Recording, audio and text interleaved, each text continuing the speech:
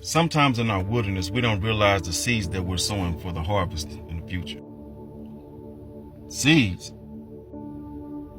Seeds.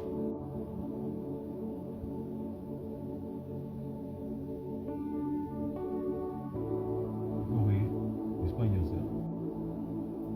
You ever dealt with a lot of jealous friends, you know what I'm saying? People who deceive you, or greedy family members or friends, you know what I'm talking about? You ever dealt with that? Story of my life. Well, you know what that could stem from? Nah, what? Covetousness. So whenever you at the job, you know what I'm talking about, and you be thinking that, oh, okay, well, I would like to have that person's money. If I had that amount of money, or if I could have that car, or, you know what I'm saying, why don't I have a female like that, or why can't I have a family like that, or whatever, all these different type of thoughts, you know what I'm saying? That's an act of covetousness. So whenever you think that type of way, you know what I'm saying, then the seed that you have sown starts to sprout out, and that's whenever you end up having, you know what I'm talking about, the jealousy and the, you know what I'm saying, deceptive people and the greedy family and friends and stuff like that, because it's a seed that you sown. Well, if they're untrustworthy. So if people are untrustworthy, then have you ever sowed seeds into lies? You know what I'm saying? Have you ever sowed lying seeds? Like maybe you try to over-exaggerate the truth a little bit, or maybe you've lied about certain things or past experiences to give extra bravado to your story to make you sound like a grandiose person. You know what I'm talking about? Have you ever done anything like that? Well, whenever people ask you, you know what I'm saying, how this makes you feel or whatever, have you lied to spare their feelings? You know what I'm talking about? No, because I always tell the truth. Well, that truthful seed that you're sowing is probably the reason why it's a manifestation or sprouting up in the harvest of untrustworthy people, because I know you lie. So what about narcissists and like failed relationships and stuff like that?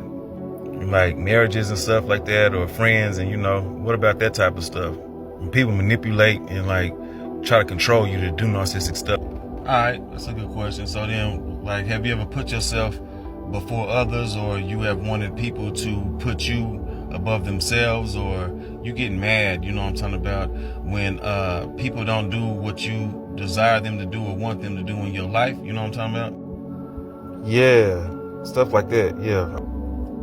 Oh, well then that means you sowing the seed of idolatry, you know what I'm talking about? We know that idolatry is basically like whenever you put anything, including yourself, above the Most High in your life, you know what I'm talking about? And so the repercussion of that seed, you know what I'm talking about, that you're sowing, could end up being that you deal with narcissists, people who try to manipulate you or whatever, and who want to be able to have top priority in your life or everything like that. And then, you know what I'm saying, because you have placed some people above, you know what I'm saying, the Most High, whatever, then next thing you know, the Most High take those situations, those things away from, you know what I'm saying? So that's where you get your failed relationships and marriages and stuff like that from, right? You remember when you said that you never lie? You know what I'm talking about? Well, I didn't say that. I don't never lie. You know, I just,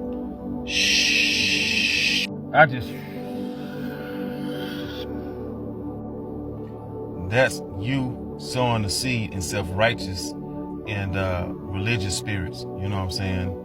Because whenever you're self-righteous, you know what I'm talking about, then you can do no wrong, and there's nobody that exceeds or supersedes the things that you can do, because in your own mind, you're righteous, you know what I'm talking about, which deteriorates the piety for the Most High, you know what I'm saying? Then you end up doing a religious spirit seed where, you know what I'm saying, where you want to think too much on the laws and the commandments, which is a great thing, but yet, you know what I'm saying, you're dismissive of yourself, and then you want people to uphold these things, but yet you don't even uphold those same things. And so whenever you end up operating in a religious spirit, then you create a disconnect with the Most High. Matthew 15:8 says that these people draw near me with their mouths and honor me with their lips, but their hearts are far from me.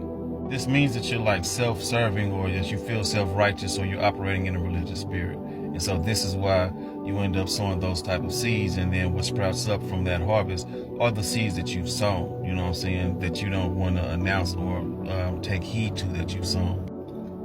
Well, I've been cheated on before and stuff like that, you know what I'm saying? You know, and I didn't do anything, like it wasn't me doing anything to sow those seeds, you know what I'm saying? There's been people that have like multiple personalities and all this extra different type of stuff, you know what I'm saying, coming against me.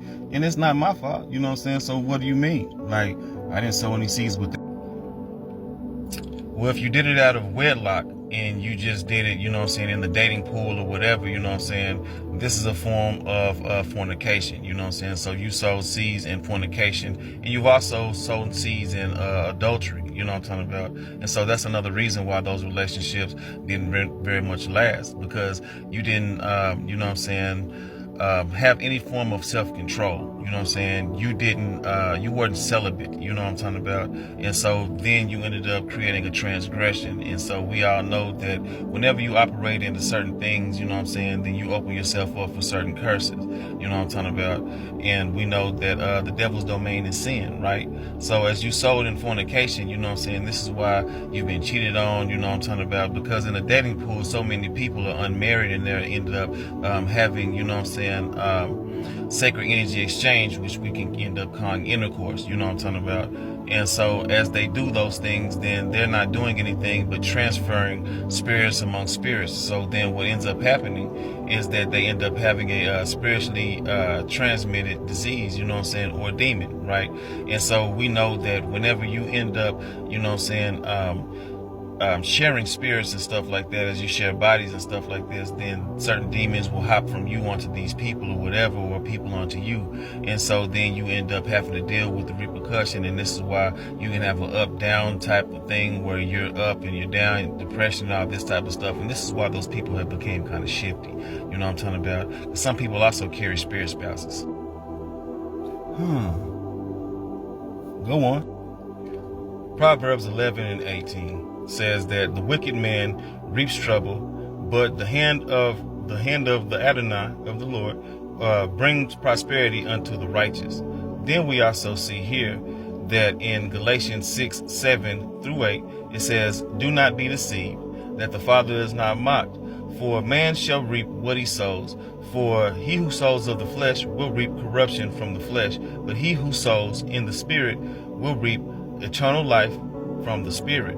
Then we also see in Proverbs 22:8, the man who sows injustice will reap destruction, but the man who sows righteousness will reap a sure reward. So then how do I reap good fruit?